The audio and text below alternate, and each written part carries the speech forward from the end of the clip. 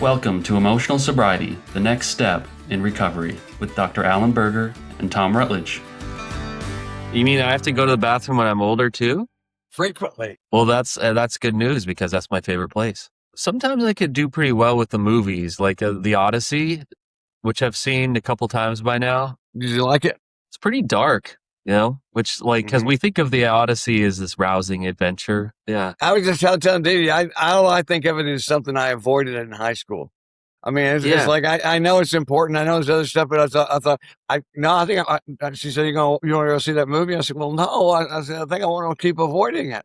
It's like, I've been doing that since I was 16. It's like, yeah, you're like, that's one of my proudest achievements is having avoided it this long. Why would I blow that now? Yeah. No, but I've heard somebody else say they liked it a lot. Timeless subjects like going to war, coming back from war. How do we feel about the war? Can we ever come home again? That's kind of like if you had to put the line of the Odyssey into one line, or at least this iteration of it, it's can we ever come home again? Is our home the same? Because of the things we did, and you could tell the audience was feeling it or felt the resonance.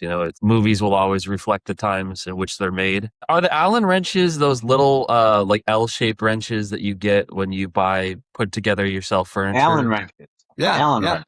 Those are Allen wrenches. Do you ever see that meme, the meme from Lord of the Rings, where the elf is telling Isildur to throw the ring into the fire? It's like at the very beginning of Lord of the Rings, and it's like the king of men will not throw the ring into the fire, and this is kind of like this is the foundation for why everything went wrong, is because, mankind would just give up their BMDs right at the beginning. And so there's a meme where they replace the ring with the drawer where we put all the Allen wrenches when we're done with them. It's just like we've got, there's so many Allen wrenches I haven't thrown away yet. You'd think that we have just so one many. would be enough. Yeah. Well, how's everybody doing? I'm sleepy, man. I've been getting up at 6:30 every morning. I get Cece up to school, and I climbed back in bed this morning. I slept for another hour and a half, and I just feel so tired right now. My dad used to get me up to help me with my math homework because I was doing poorly in math in high school, and he would read.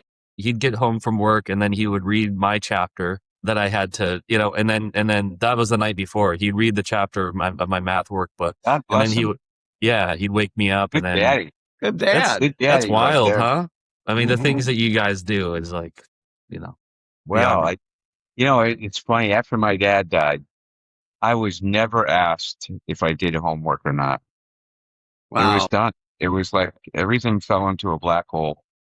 I described that. Wow. Never. Nobody ever asked. And guess what? I didn't do shit. I got an A+ in alcoholism. Well, that's where people say, like, well, I can't drink because I'm an alcoholic. I go, well, I'm an alcoholic and I can drink, man. You always find a great way to flip things around. It's like I won't drink is much more powerful than I can't drink, because it just transfers our victim language to the idea that I can't, or somebody's keeping. How many people do we know that get into recovery because they choose to, but then they act like somebody's making them do it? It's like, good point. You don't have to do this. You can go back. You can go drink if you want to. I was thinking the other day about trying to reverse engineer, like, how did I get to this point? How was I able to build my recovery, in essence, like day after day? And so I was thinking about, like, well, the reason the insanity broke is because the extent of my suffering at the time, like I was just running into this wall of dysfunction day after day after day after day. And it just eventually just broke me. It broke something open, and I was able to start changing. But then I was thinking, like, God, like, some people can suffer. Like I could have, let me just keep the spotlight on myself. I could have suffered another year, 5 years, 10 years. Like, there's no telling, like, how long we run on that hamster wheel. Right. And that's where I guess, like, that's where the intangible is for me, is like, wait, what is the thing that finally brings you back to sanity, or that breaks you open? And I just feel like there's no way to put a clock on that. It's different for every person. Right. It is. And one of the things that's scary when you said that is because all that time, it's like every day we're just rolling the fucking dice. There's a song of Elton John song that Bernie Taupin writes all those lyrics, and Bernie Taupin is basically my reason I'm a writer. It's because of poring over his lyrics in my childhood, young adulthood. But he has one song that says, "How did we get so lucky? Targets on the rifle range." It's like, and who goes on to say, who gets to choose, who's going to win, who's going to lose. But the main thing is just seeing ourselves as looking at all the people we know and, and all the things that we've witnessed. And it's like, how did we get so lucky that we've always been a target on a rifle range? But it's like, we've watched so many go down. We're still standing, and I love the way he put that, Yeah. Some people made it out of Normandy, right? Right. A couple. Well, I've got a daily reflection, and that actually relates to your nutshell, Alan, but should we begin with the nutshell? The ability to speak several languages is an asset, but the ability to keep your mouth shut in any language is priceless. I forgot who sent that to me, but it's good. Some wise person. That's beautiful. Yeah. Isn't that great? So read it again. That's great. The ability to speak several languages is an asset, but the ability to keep your mouth shut in any language is priceless.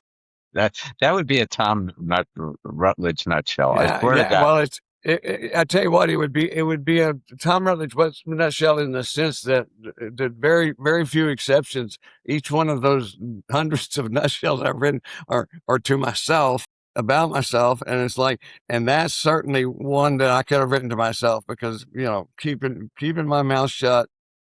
I've gotten better at it through the years. I just loved that one story you told about the client gave you feedback where you had just finished a session. I'm just checking in with you to see how that session was for you.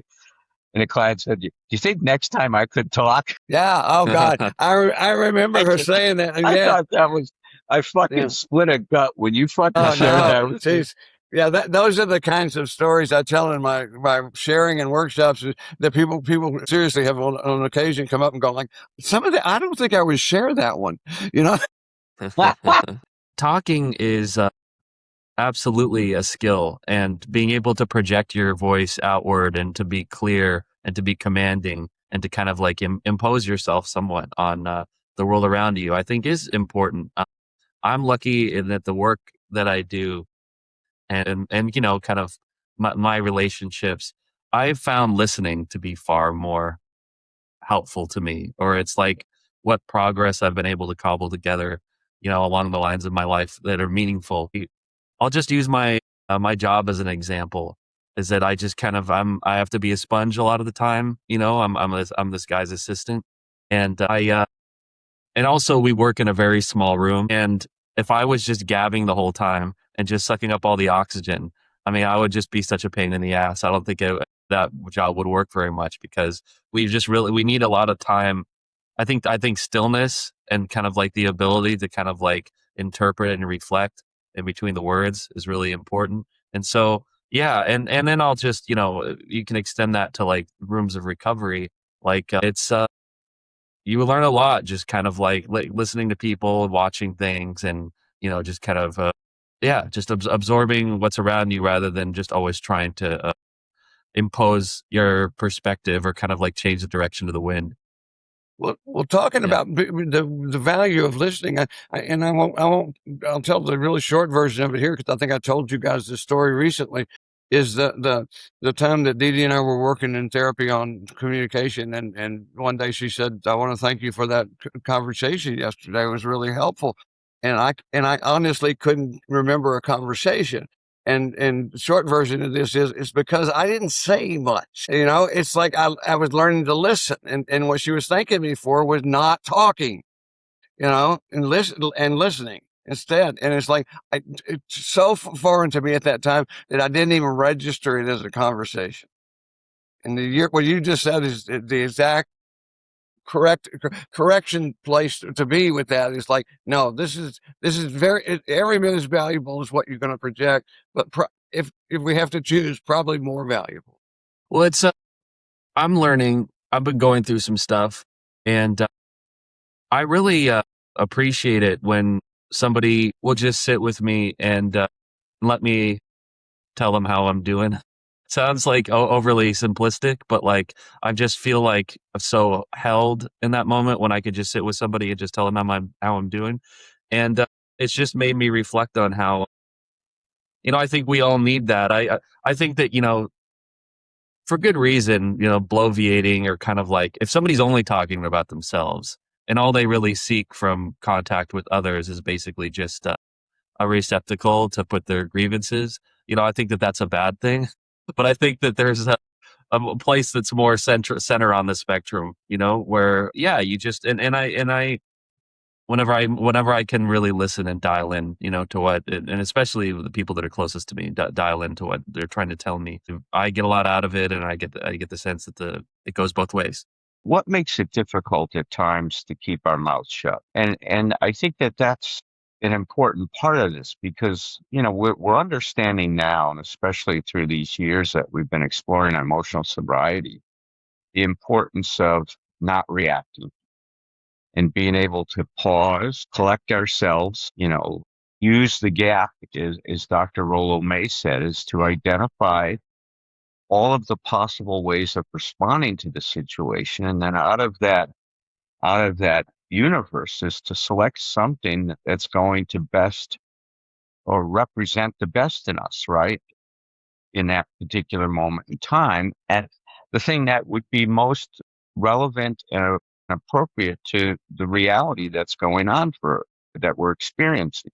What I found is that where I get hung up and start to react, because I saw this when I was going to couples therapy, is that as soon as I would be, and this is for me, a button I hold out that I want other people to push for some reason, I think, to work through it, is what I'm understanding now. But it's when I feel that I'm being mischaracterized.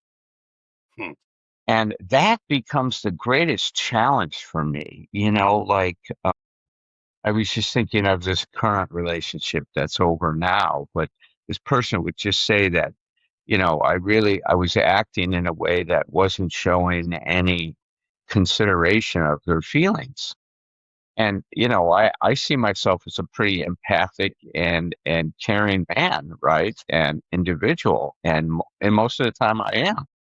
But when that would happen, I would find that there would be a part of me that would need to convince her that she was wrong and that I was caring.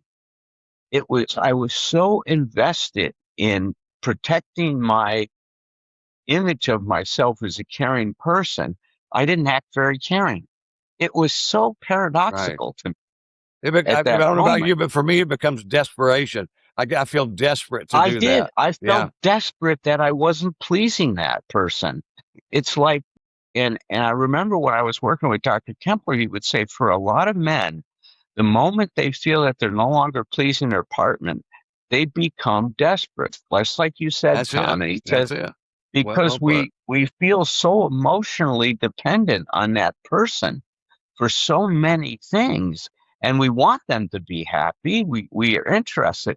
But it was such a paradoxical reaction. Here I am defending how caring I am, and at the very moment, the way I'm acting is not caring at all.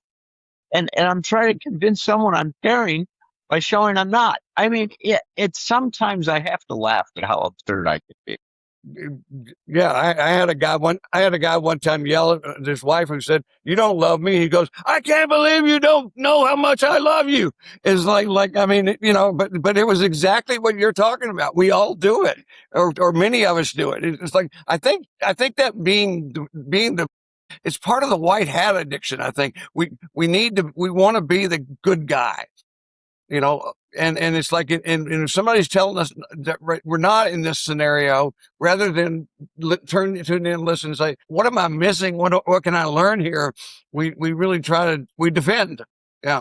Right. When it's another one of those paradoxes that the way to take back that white hat is actually to absorb the criticism and to let it kind of pass in and through, and then to try and be attentive in a different way. You're not trying to convince, your loved one that they're wrong. You're trying to get to some better, like, higher point of understanding on it, so you can change your behavior. But Alan, it's like, it's kind of a reflex though, isn't it? It's like there's no cognition that goes into that. It's like it's so just automatic, man. Yeah, it's so automatic. And Tom, what you said is something I was thinking about recently. I think that it's worth just pausing for a minute and us looking at it more about in our culture, when we're growing up, becoming a good person is so emphasized. And I know for me, what you just said was so true, is that there was always this concern. If I wasn't good, it means I wouldn't be loved. Yep. I mean, it is. That's perfect. The conditional. That's it. It is. It set up this whole thing. And so any parts of me or any behavior I had that wasn't quote unquote good became a behavior that I loathed in myself. I hated myself for and rejected that part of me that acted that particular way. It's a very interesting dynamic. It's how just that one concept can really have that impact. So what came up for me, one of the things that came up is I just think about like my most toxic relationship when I was living in Atlanta, like more than 10 years ago. It's probably like 15 years ago by now. But I would, when I felt like I was losing ground in an argument, or that, or like I wasn't pleasing my partner, put it in the broadest terms, that's when I would flip out. I would raise my voice. I would like punch holes in walls, just because like I felt like I was being misunderstood. And then I felt if I just beat my chest enough that, I can convince her that I was right, or that I was doing everything I could, or whatever, some deluded idea I had that, she had it all wrong. And then all that did was just drove me further and further into the pit. And I'm just grateful that I've made some progress on that in the intervening 10 to 15 years. Well, I want to give you credit for being able to name your most toxic relationship. I'm pretty sure if I lied, I don't know that I could do that. Well, where I was the most toxic, I think that's unequivocally. I can assess that. I don't know. I can't. I don't know about. I don't know which of my partners was the most toxic, but I know when I was the most toxic. Yeah. I never tire of Joe's Beyond Belief Agnostic Musings for 12-Step Life. This is for today, July 22nd. When love and hate are both absent, everything becomes clear and undisguised. Make the smallest distinction, however, and heaven and earth are set infinitely apart. If you wish to see the truth, then hold no opinion for or against anything. To set up what you like against what you dislike is the disease of the mind. Holy crap, can this be true? If we harbor a preference, have an agenda, or feel strongly about something, then can't we see the truth? What a mind bender. Mindfulness invites us to be open to our sensations and feelings, our thoughts and intuitions, without judging, labeling, or steering. This state of letting go may be experienced for a moment, but like holding our breath, the clarity of dispassion is, at best, fleeting. We don't get life 100% right 100% of the time. The point is to play with the idea of non-judgment and improve our mind's fitness. When we do judge, let's not blame ourselves. Rather, let's observe our judgment without labels. If we begin to do cardiovascular exercise, on day 1 we might only be able to run a single block, but on day 2 we do 1 block plus 1 driveway. Some days we don't do as well as the day before. Some days we don't get out the door. Eventually, after a regimen that's included progression and regression, we can run a 10K run or a marathon. Maybe just being non-judgmentally doesn't seem practical while swimming with the sharks at work. That's fine. We can apply different rules of engagement throughout the day. We can be 12-step Buddhists and 9-to-5 capitalists. During the big game, we don't have to be open to a world of possibilities. We can root for our team, bitch at the officials when they don't rule in our favor, and revel in our opponent's misfortune. How do I feel about these exercises to seek truth? Is this a way of life for me, or something to try out to keep life interesting? Is this relevant, an impossible ideal, or something I wish I was better at? If I want to be more non-judgmental, maybe I can try doing it for 2 minutes at a time. Oh, beautiful. Always. A conditioning towards... It's such a wonderful concept. And, we talk about that. Obviously, the Buddhists talk about non-attachment all the time and not being attached to anything, and as the state. Stoics are very similar, aren't they? Right. The word we use so often is that is shocking to people that because we want to make it a negative. Is I was thinking what Joe wrote there is like the power of indifference. And indifference does we put a negative connotation on it, but indifference is.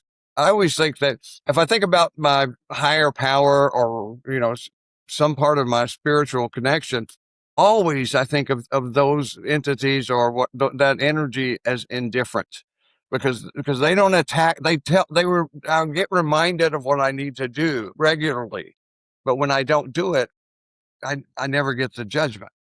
They don't come busting in the door the next day when I've been procrastinating for 6 weeks. And what the fuck is wrong with you? Why don't you get out of the bed? They just come back in and give me the same. Hey, you need to get moving if you want to get this done.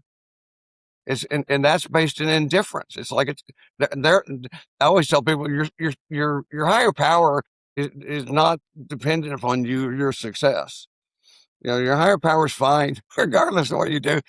Their higher power is there to love you, and yeah, I love the fact that I like things. Of course, we like this because the nutshells are all that, and Joe does a lot of that, which is just gets you to think about words in different ways.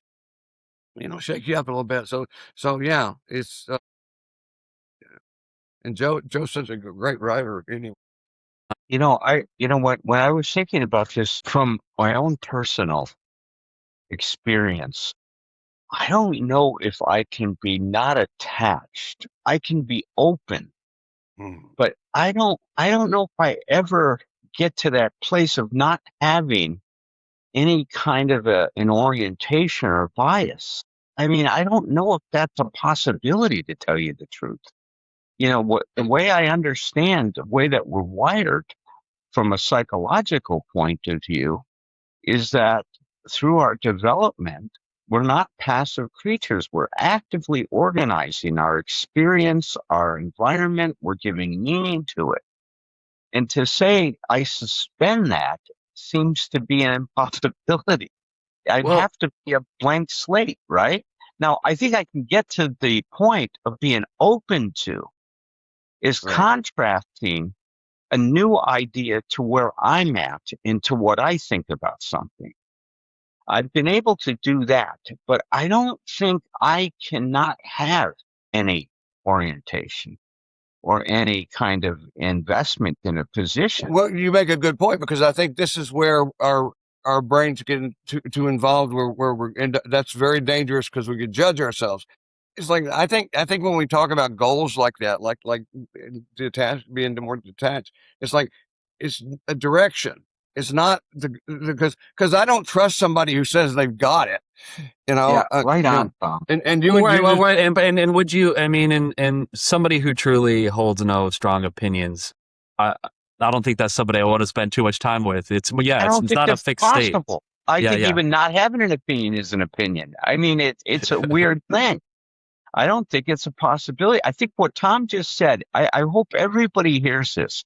When we talk about these things as things like, let's say, surrendering our hobbling expectations. Mm-hmm. Wow, that's a wonderful idea. It's a great thing. Don't expect tomorrow you're not going to have any. Right. See, it's almost like that same thing as we're talking about now, a belief being an expectation about how things are and the way life looks and what meaning we give to it. I don't believe we can spend this. This guy Kelly, who was a psychologist, had this idea of theory. I think it was called, I can't remember now, but it was this idea. Here's the concept. I can't remember the title he had on. But he said that we are always generating theories about life and about us and our experiences and trying to explain things because we are meaning generators. We approach something and we give meaning to it. And that's why what we've been talking about from an emotional sobriety perspective is be aware of the meaning you give to something because it helps you understand where you're at in your development. If I give a situation, if I take that situation personally, if I interpret as meaning something about me, that reflects where I'm at psychologically and developmentally. Allen, you just said something that's so important to this. Is because before I'm speaking for myself, but before we begin this, or before I begin it, it's like, I don't know that piece. It's something I don't. I can't know it because I don't know it. Like Herb says, it's like that. I am the meaning generator. It's like so much of our work is just helping ourselves, reminding ourselves that we are the ones who are responsible for who decide on meaning, and as opposed to just having meaning on its own, and and that empowers us to be able to make changes. It's like so often people, I mean, it's not an insult, because before we learn this, it's just like we assume, a fender bender is a bad thing, you know. Somebody, being upset with me is a bad thing. Whatever it happens to be, is like there's so many other ways to look at things, and that's what we're teaching. It's Well, you know what? Yeah. This makes me think of just a practical real world example. Is I got to drop the T word. It's more so than I think the way that Trump is tied to any ideological thing. It's just this intense divisiveness surrounding him, for or against, that we've come to understand is that's why we don't bring up Voldemort's name at the luncheon, is because it immediately puts us into some kind of judgment, whether that we really like him, or we really don't like him. And so it's verboten. You just kind of leave it off the table.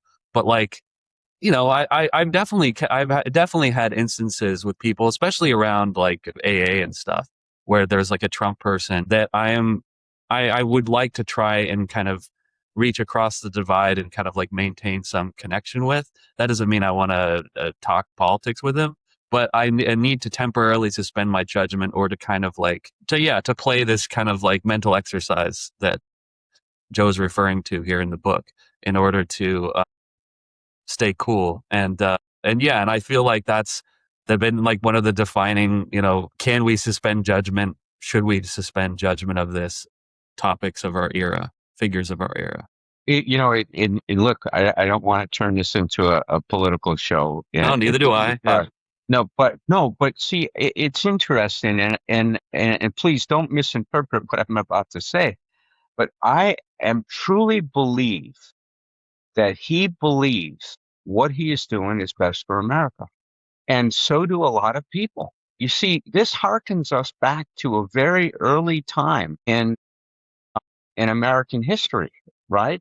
Where we were exactly what Trump is trying to make this country into. It was so focused on capitalism, on our own country. We were very nationalistic in our own way.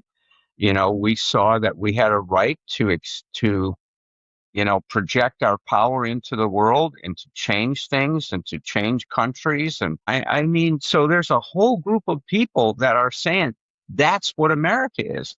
For me, we evolved in a different direction, or I evolved in a different direction.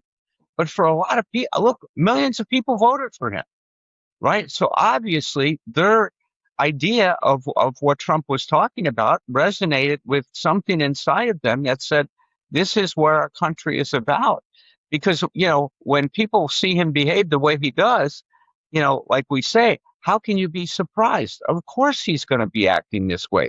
He didn't hide the fact of who he is. He showed us who he was loud and clear in his first presidency. How he acted in that presidency it's maybe a bit more, exaggerated at this point in time, and more blatant and stuff that, because of some of the positions he's taken. But it's no surprise. And when I grab a hold of that, I can see we're on the same page in that I love this country too. I want this country to be the best it can be, but I have different ideas of what that looks like. And they have certain ideas of what that looks like. And that's where our ideas are different. But in one way, the way I've started to try to get to that position, Patrick, because I think that the divisiveness is not just what they're doing. You see, I think that that's us projecting our responsibility. Interesting. Yeah. Isn't it? Isn't it? When I say that, because everybody blames what Trump is doing on the divisiveness. I don't think that's right. I think it's that same problem of me projecting I'm divisive. I cannot find a way to reconcile what's going on with my own beliefs because I think I am right. Damn it. And I don't need to be right to be able to see that we're on the same page. And that if I strive to find a way to stop the divisiveness in me, I'm contributing to ending the divisiveness in this country. Right. Okay. Watch this trick. I'm going to bring us back to our subject from that. Using that is meaning making. One of the issues I would argue about, and probably have written about in the past about politics even, is the idea that we all fall into a category at some level of belief, of thinking meaning there's an objective sense of meaning. This means this at some place. It's like, because what we're talking about is, no, the healing is in understanding that we can change that if we want to, and we can change a bit of it or not. And so, which basically would open our minds to listen to other people's perspective, because in the big strokes, we're not going to agree with somebody that's radically on the other side or something like that. But when if we actually listen to the conversation, I mean, just Marshall Rosenberg. I mean, if you haven't read, what is Nonviolent Communication by Marshall Rosenberg, read it and listen to him on audio talk about it, because this man is an absolute genius. And and I wish he was still here with us today at being able to find the peace in the midst of just tremendous. I mean, when I hear him do it, it seems simple, simple, not easy, but it's like, we have to find a way to be, and both of you have used this term, more open, and Right. not just demanding that they be more open. Yeah. And yes. And that process Allen described was also it was a way for you to get to a deeper understanding of your own position, or your own, in a sense, you were stress testing, or you're interrogating your own beliefs, but you needed to be open to the other side's beliefs in order to kind of fully understand, what it is you were looking at. Yeah. You had to kind of suspend judgment temporarily and kind of like let the poison in to kind of, get it, right? Well, what happened is I started from the position, which I wish I could do more often, is that I'm okay and they're okay, that they're not evil. And I'm not saying there aren't evil people. I think some people are evil, but they're having a view of the world that they think is the right view. It's different than mine, extremely different than mine. I believe in one of the founding principles of this country, that all men are created equal. And I also believe that the doors of our country need to remain open, because what's made us such a great country is our diversity. Is, what does Statue of Liberty stand for? Send us those that are oppressed, those of you that are, it's really one of the values that our country has held for so long that I respect so deeply. Because I feel like I'm one of those people, right? In some way, I identify with those people that and my family did come. My mom's family came from Italy. They were WAPs in Ellis Island without papers, right? That's what they would call the Italians that showed up that didn't have, papers to come into the country. And they were welcomed. Thank God they were. And I just see that on all the years. And it's so interesting, too, when you go back, every one of those groups that immigrated to the United States, the Irish, the Chinese, the Japanese, the Italians, the Polish, every one of them met so much bias. Yeah. I mean, they really did. They were castigated. They were seen as less than human. I mean, it's such an interesting dynamic, the mass psychology that takes place in terms of accepting other people that are different than us. It becomes such a challenge. And so it's no surprise, the divisiveness, because it's been existing in our country forever. And it exists in all of us, and the debate of no you is And before we finish, I wrote this question down when I was listening to both of you talking about this earlier today, and I think this may even be part a question to lead us into part of at least solution thinking. Is the question is, can I be actively indifferent? Because you're saying because it's not our nature, and not at least not in our Western culture. It's not. Yeah. But to listen to people, I like how you reframed it as indifference, Tom. Yeah, because that's really a great description of it. Is not to be attached to anything. Is really being indifferent about it, allowing it to just stand and be what it is. Without it leaves us open to learn.